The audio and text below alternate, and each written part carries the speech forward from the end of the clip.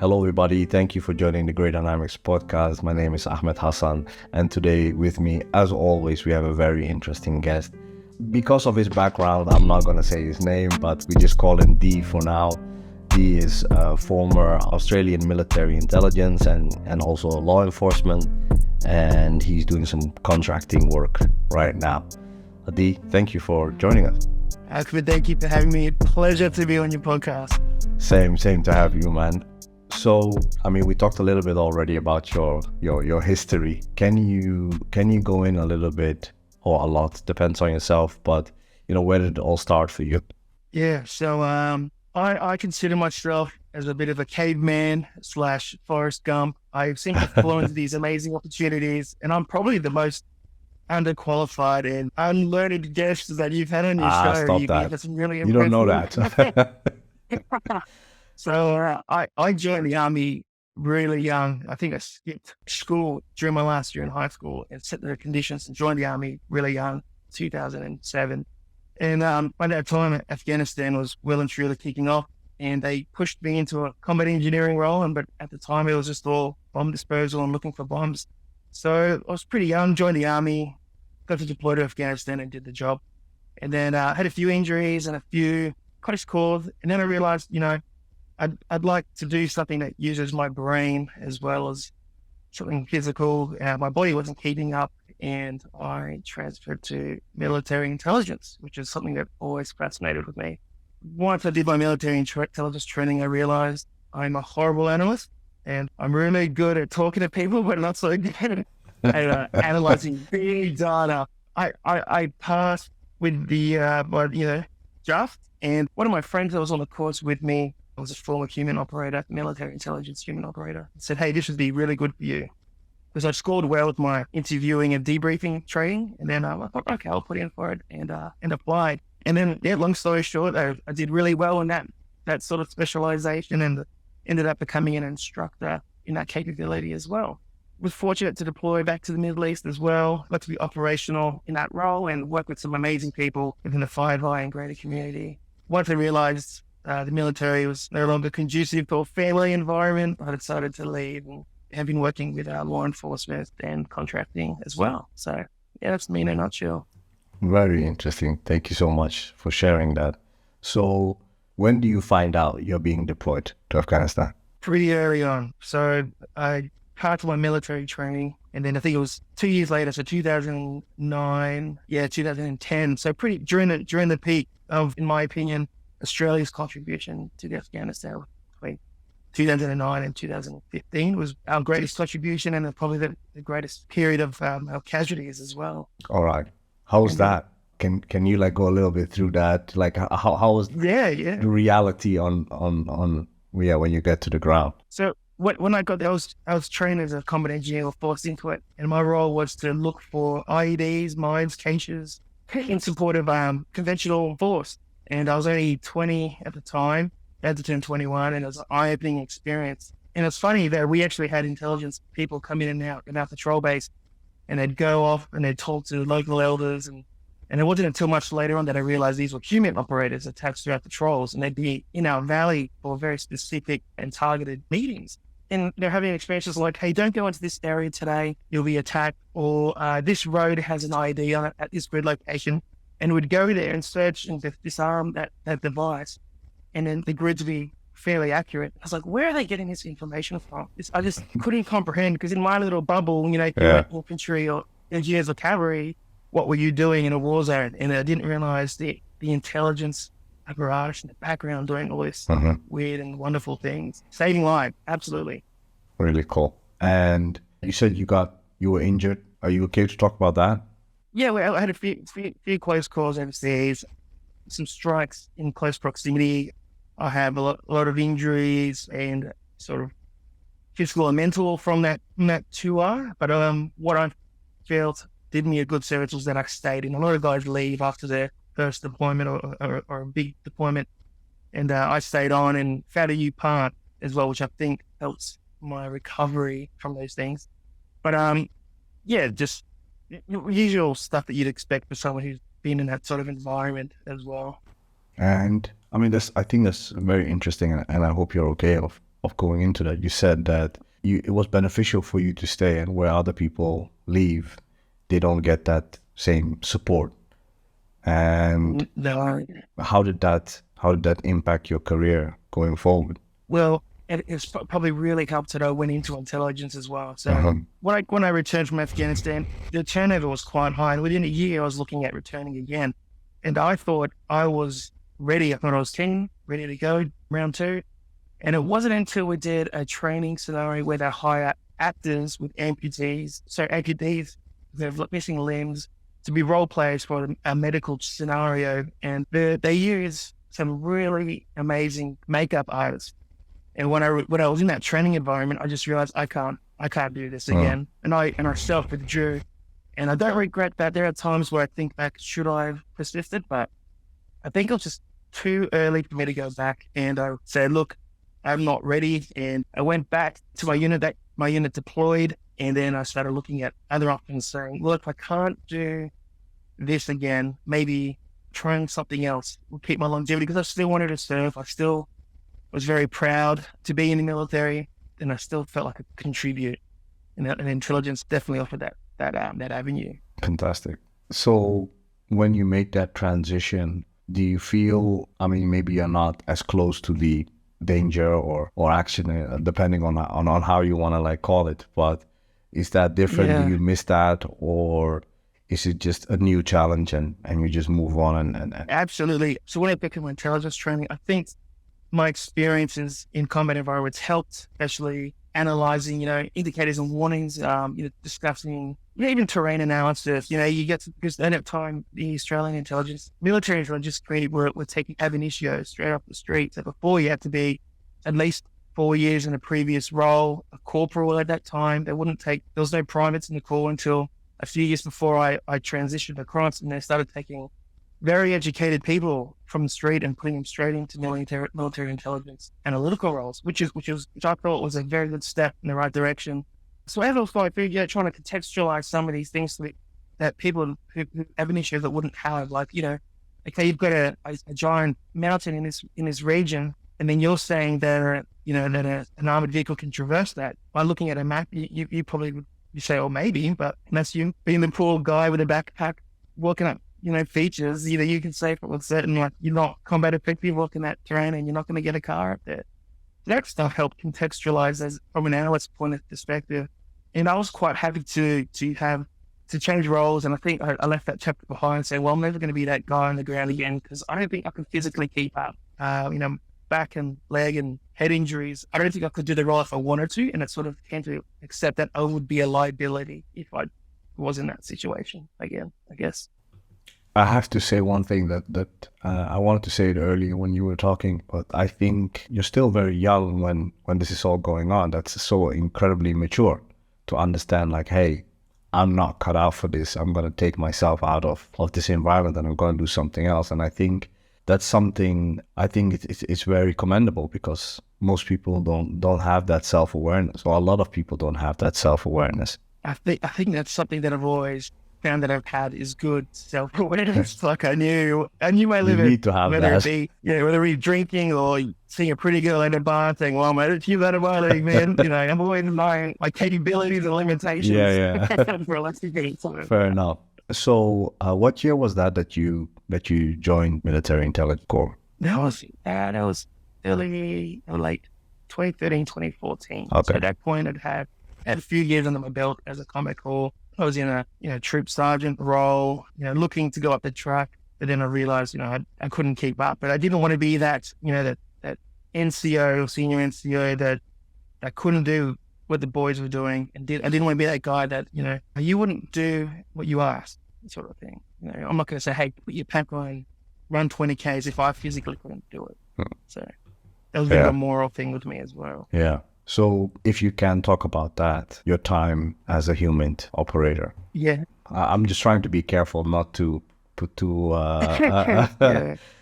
bad questions towards you, but what deployments for you were that you felt like that you learned a lot from and experiences? Yeah. So I'll talk as much as I can about it, because I learned so much in my role. It was mostly focused on tactical and operational intelligence. We had our collection requirements, and initially it was for force protection, protecting the force that was deployed, and we had a wide and pretty impressive network. And when I came there, the network was established, and I had a really good opportunity of maintaining the network. And when I was overseas, I was kind of halfway through that, the Australia's contribution to that operation.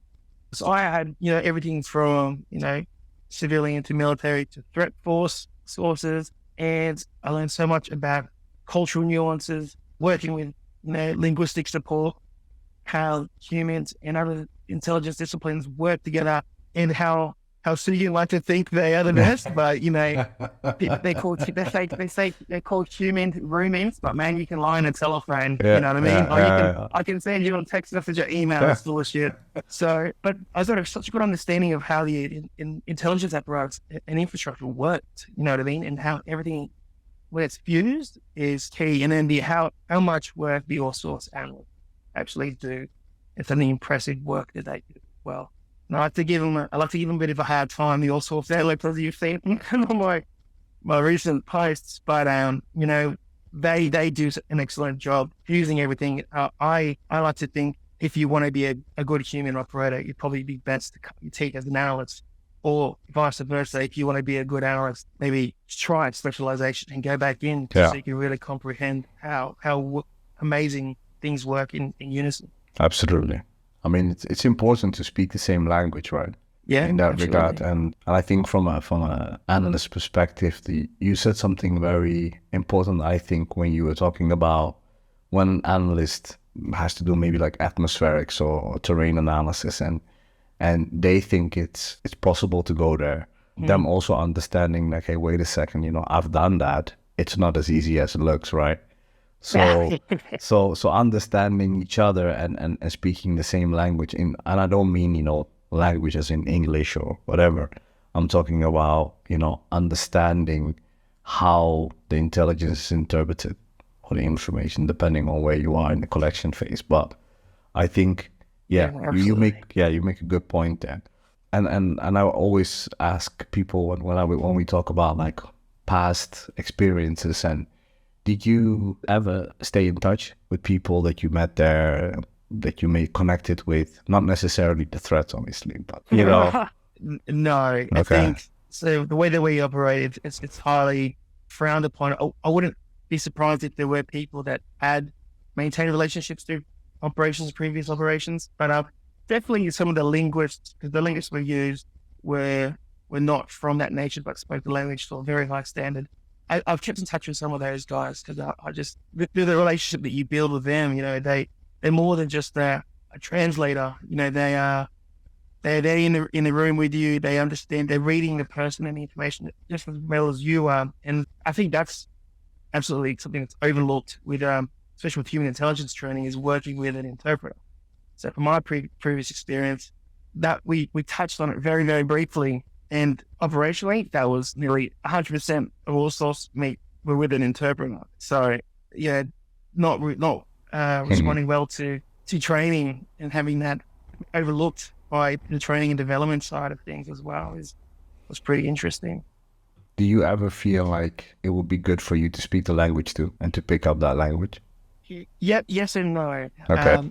Because I know, especially with a lot languages not based in Latin, words can be translated very differently and have different meaning to it.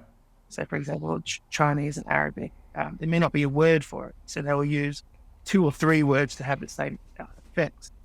So, from that point of perspective, a lot of staff can get lost, and it would be beneficial to know the language so you can understand it. But also, from a very lazy perspective, having an interpreter gives you that breathing space to think of another question and really focus on your line of questioning and understanding and in absorbing information. Because sometimes you might have this when you talk to a friend or anyone and you get so wrapped up into a conversation, you actually don't absorb anything because you're so involved with the atmosphere and where you are. You're 100% right. It gives you that good breathing space. Yeah. Good answer. It gives you time to take some notes too. Just to write the notes. Yeah. No, that's a great answer actually, because what you said there about when you're in conversation with a friend or even in like a professional setting, you're thinking about what am I going to say when this person stops talking, right? Instead of thinking about, hey, what did they say? And, and sometimes there's no time for that.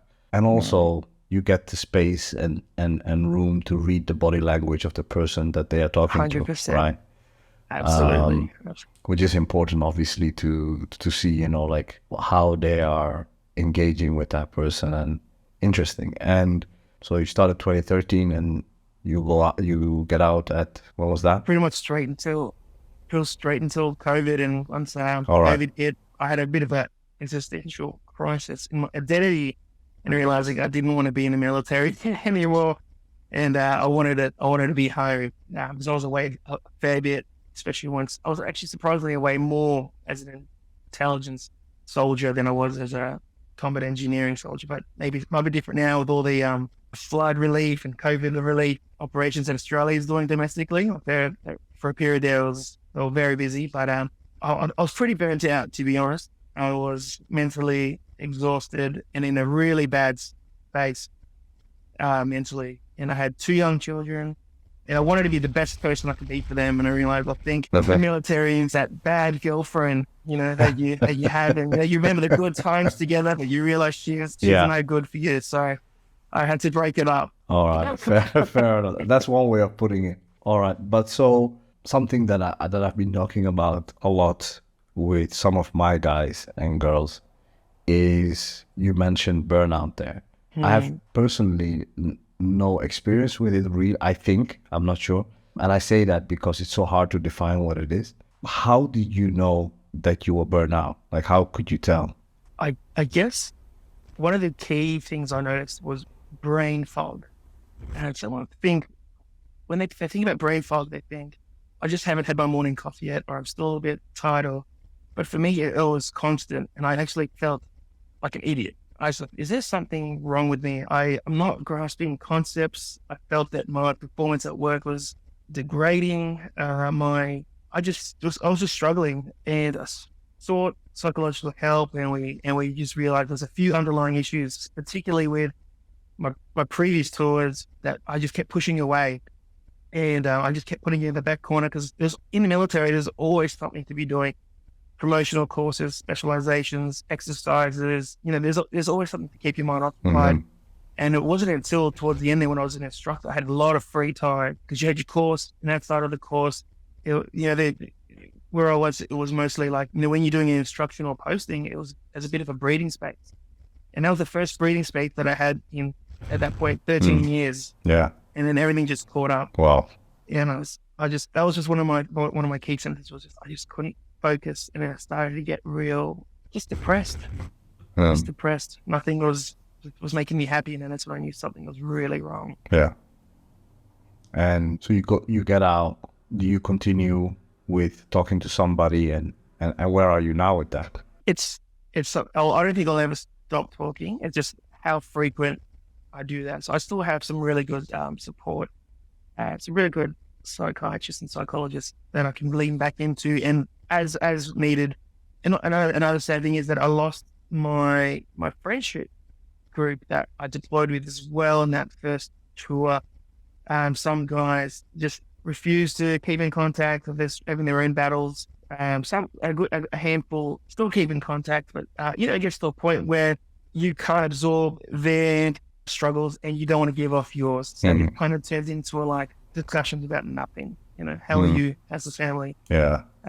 Getting it very, simple chat. You don't want to have those deep and meaningful, especially when everyone's spread out there in Australia as well. So, yeah. So it's always good to just find those professionals. I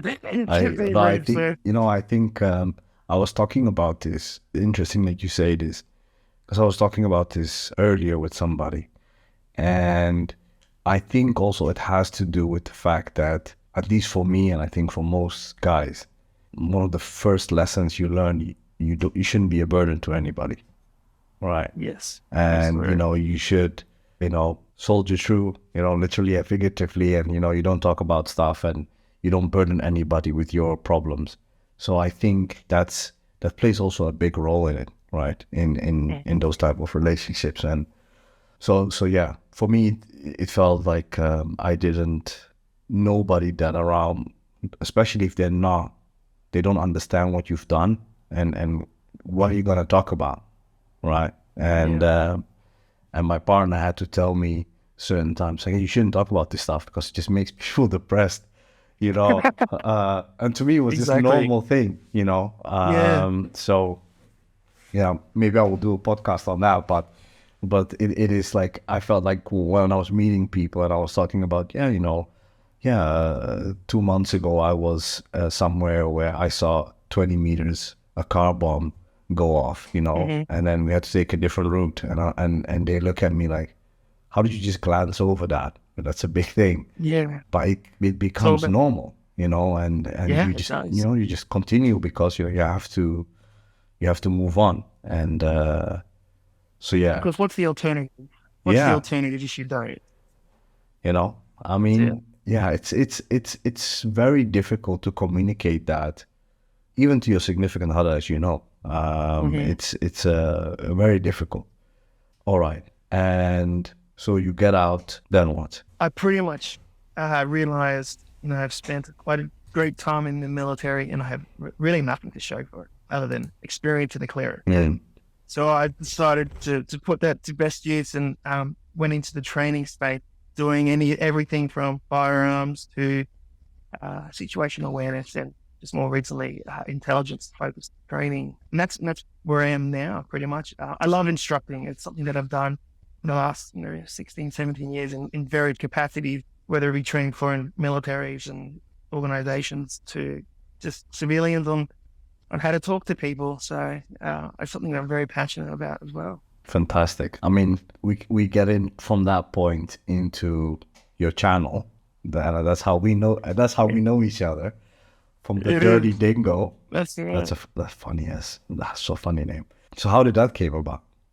Like, well, what inspired you to do that? It was, I'll be really honest. So I had friends that showed me pages on social media about these excellent open source intelligence pages, like yours included, Kitbag Conversations, Alcorn S2.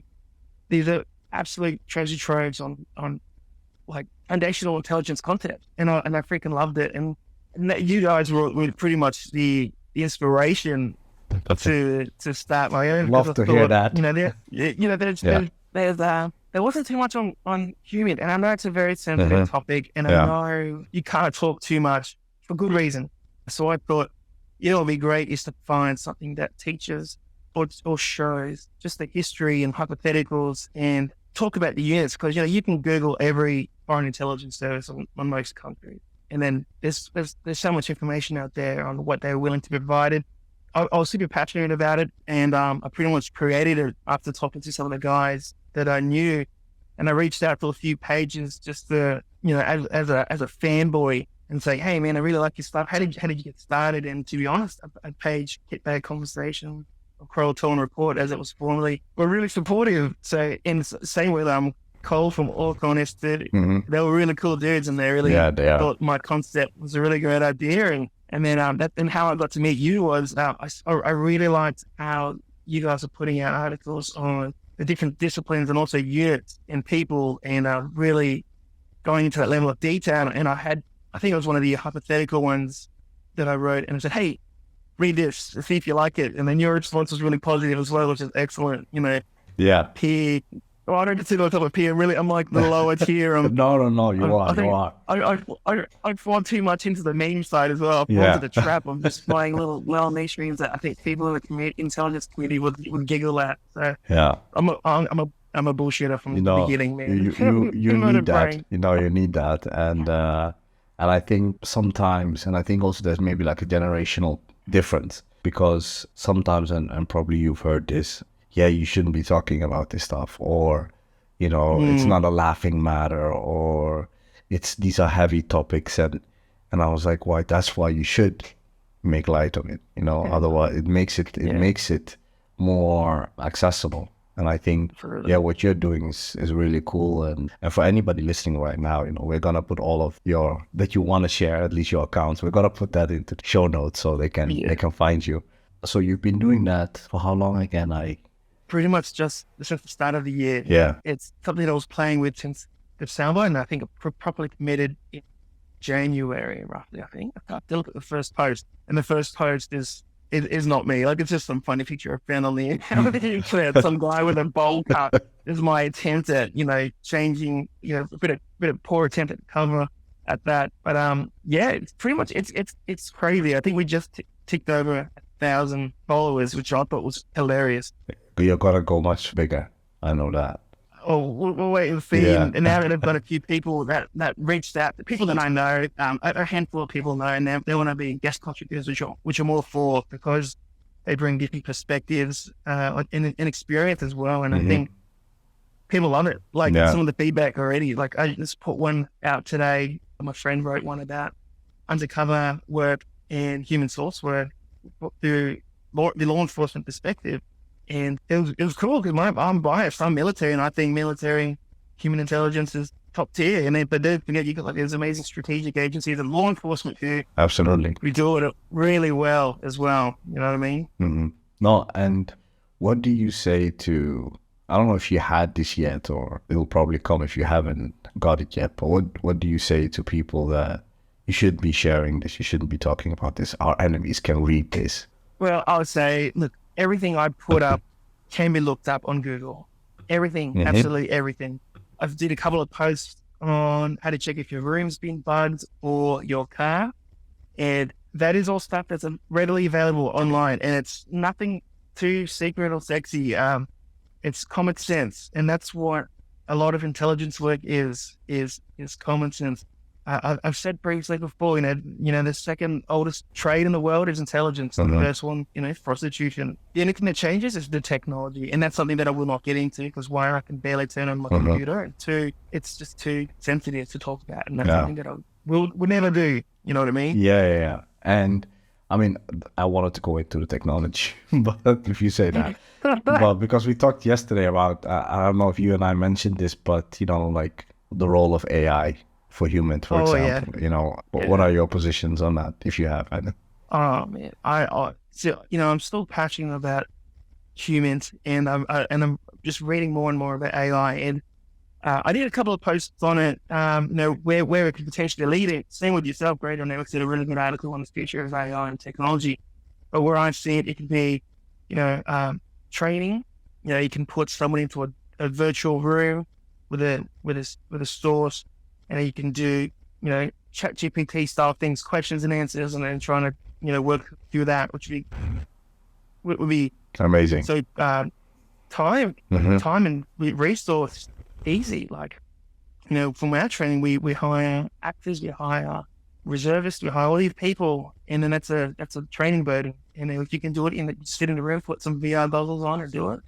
Imagine how good your skills could be after doing it. But you can never replace doing it with a real person in a real room, obviously, but as another way. But also the role of the targets here for a human team, going through all this data, we can put in, what if there's a time where we can put in our requirements of the ideal source, and this machine, through machine learning and AI, pump out ideal targets that have already done the open source research, and maybe even potentially have a way of an approach, or getting a bit futuristic on you here. Imagine having a contact lens that can, so your non-verbal communication used for you. Yeah.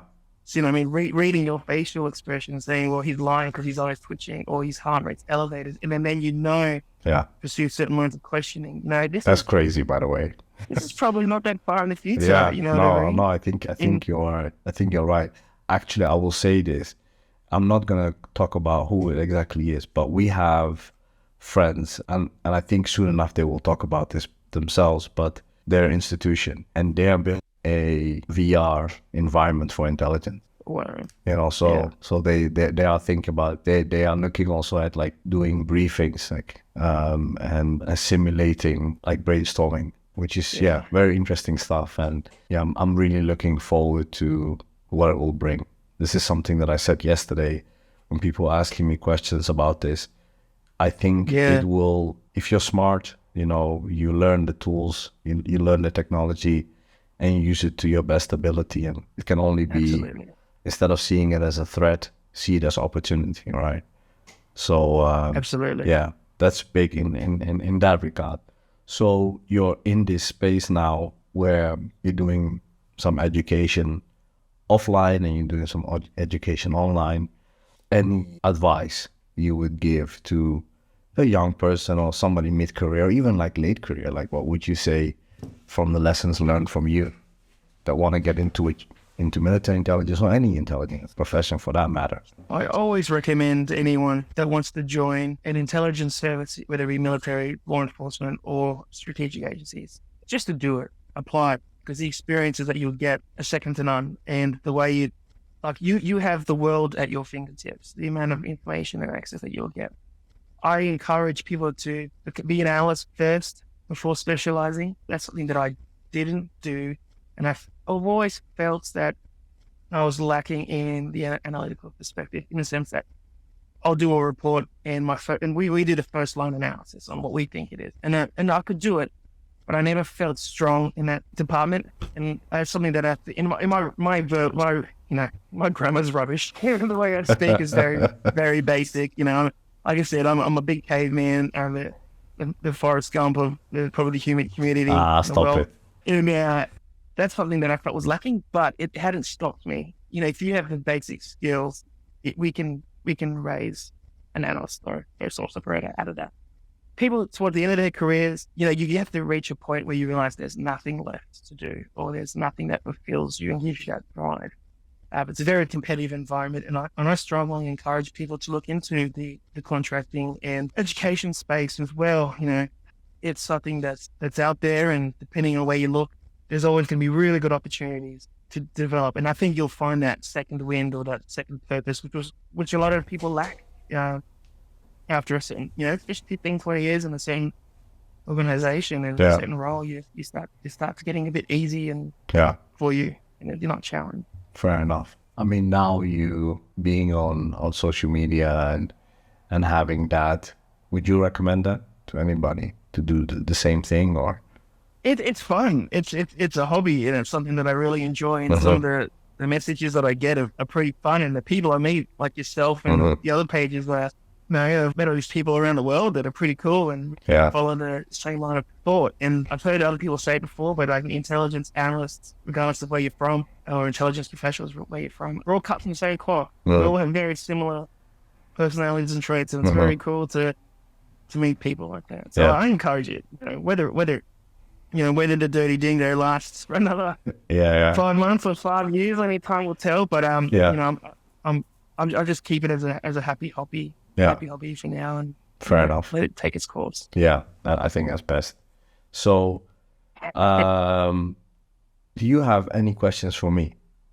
Because you mentioned something, but you don't have to.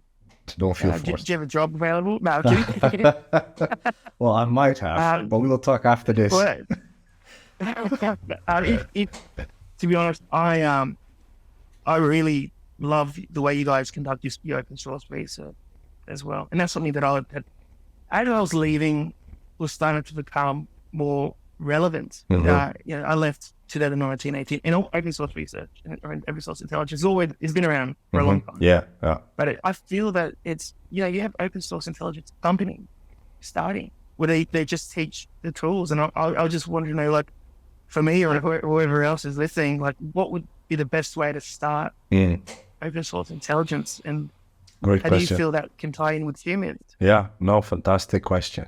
Yeah, I'm happy you asked me that, because obviously, as you mentioned all sorts before, I kind of like rail against this OSINT industry. And the reason why I do that is because there is a bit of a overemphasis on tools and collection methods, right? And not enough on analysis and critical thinking. So I'd say the tool, pretty much anybody can learn, right? I think I would highly recommend any of the books of David Bazell, OSINT techniques. I think he's kind of like the godfather of OSINT in that regard. I've never met him, I have no connection to him, but I really appreciate his work. It's very straightforward. I think he's former FBI. But what you mainly learn is, like, how do I search for things, and how do I stay safe online, and which is very important. How you do the job from the collection side. I think what we, with Great Dynamics, what we saw when we started out, was, all right, people are doing research, right? And, they're putting the dots together, but they're not answering the so what, right? And I think if you do those courses, it's fine, do them. You can learn a lot yourself, but understand that there is a big difference between information and intelligence. And how then do you turn your open source information into open source intelligence and make it actionable, right? And is it valuable to your customer, and does it fulfill the requirements? All the questions. So I think in that regard, we're on the verge of launching our own online school, and it will be like a mix of them. In later phases, it will also be offline, and where we try to bridge OSINT and HUMINT and all these type of things. And I think for us as Great Dynamics, what people see is the open source stuff that we do, but we do a lot of stuff offline too, and which is actually, that's what pays the bills, not the online stuff. And we use other types of intelligence for that too. And I think if you want to get into it, really, as you said, it's the best advice I could give you, just reach out to people, really, and reach out to the highest person that you can reach out to in a company or an organization, and just send them a message, really. Because every person that I speak to, from intelligence managers to company owners, they say the same thing. If somebody reaches out to me, I know that they're interested and they are willing to take a risk and put themselves out there. Obviously, you then have to show that you can do it. But I think in that regard, that's the bit of advice that I would give. And as you said, certain things are a bit sensitive, so you cannot really go into it. But most things, 90%, I would say, you can learn from the internet, and it's not. And that's another thing that we try to do with Great Dynamics, to demystify these concepts a bit more, and instead of, be like gatekeepers, which is definitely something I don't want to do. I hope I answered the question. If No, you didn't. No, I agree. Because some of the best analysts I've ever met, where people could do this without even thinking, like, naturally. You know what I mean? There's people out there that have that critical thinking, and the curiosity and humility mindset. So, yeah, absolutely. I think there's an analyst in everyone. Yeah, not a good one, but there is. Yeah, it looks so good. No, I'm just messing. I once, I don't think he minds if I say his name, but I had an old professor, Christian Gustafsson, who's a lecturer, and I think he's also British military. He teaches at Brunel, and I once asked him. I said, I don't know what he will say when he hears this, but I asked him. I said, like, hey, to me, it seems very common knowledge of, it's simple, this stuff that we're talking about. Why is not more people doing it? And he was like, you assume that everybody got the talent to do it. And that's actually him showing me my bias, because I was obviously projecting. But what for me or for you sounds logical is not for every person, right? So that's why I take a little bit of offense of you calling yourself a caveman, because you're not, mate. You wouldn't be able to do this type of a job if you were. Impossible, I think. Thank you. So so that's something that I've also learned. It's not for everybody, but I think to learn some of the OSINT principles and the tools is good for anybody. So how do you stay safe online? How do you make sure that your information is protected and your privacy is protected? So these things that any human being can benefit from, right? You don't have to be like a professional to do that. I like to ask every guest, and you've listened to the podcast, so what are you listening to? What are you reading? What are you watching? Any recommendations that you can give? Well, I'll get some brownie points. I listen to Great Dynamics, switch to the podcast. To be honest, in my downtime, I try not to read too much current events and news and stuff. I stay abroad, but when sometimes you don't want to bring your work home. Yeah. So recently I've been listening to some of the Human Lab podcast, which I find interesting. Something different. Yeah, I like that. It's engaging mentally, and also a lot of people may not necessarily enjoy the books, but the recent books by Jack Carr Oh yeah, amazing. is just, Yeah. oh man, I'm really enjoying. I think I've read every book back to back. I don't think I've stopped putting them down. Yeah. So I highly recommend the Jack Carr series of books as well. So I'm really, really enjoying that. And also Taylor Swift. No, I'm kidding. I don't listen to Taylor Swift. It's okay to listen to Taylor Swift. Unless Taylor Swift is listening. Yeah, listen to Taylor Swift. No. Do you watch anything or any like guilty pleasures like that? Oh, I think that's a good one. I don't know. I feel like I'm going to incriminate myself or reveal my identity.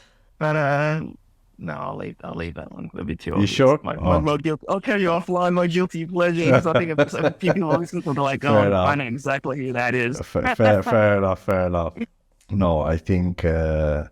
Have you seen the TV show they made of Jack Carr's book, The Terminalist? The Terminalist, yeah, I liked it. Yeah, me too. I thought it was pretty good. I like that they changed it as well a bit. It's a bit different from the books, but Yeah. like, it's like watching something new again. It's Yeah, great. no, it's what Jack Ryan should have been.